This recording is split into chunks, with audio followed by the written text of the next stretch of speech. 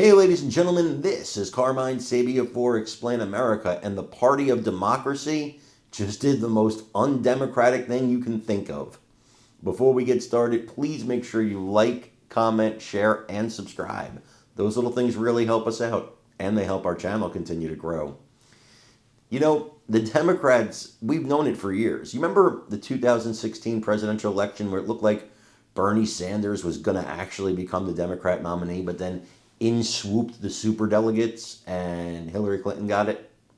And then there was 2020 when it looked like Bernie Sanders had a shot again, and then the crush came and Joe Biden got it.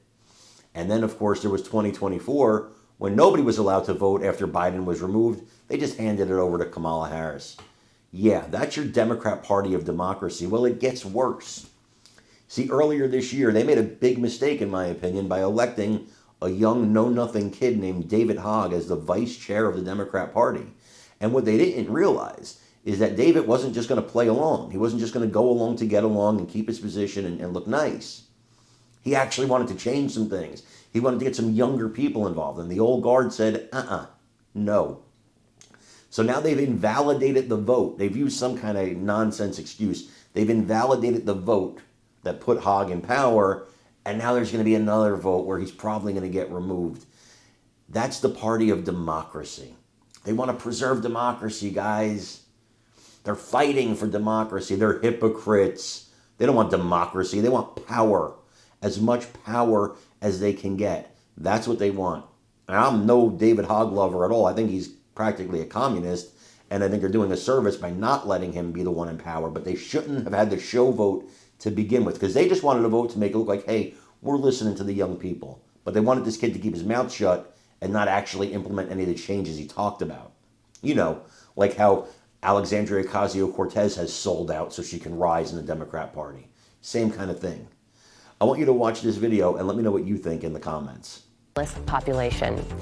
All right, speaking of the Democrat Party, the self-proclaimed Party of Democracy is challenging one of their own as the DNC Credentials Committee voted to negate the results of Vice Chair David Hogg's election.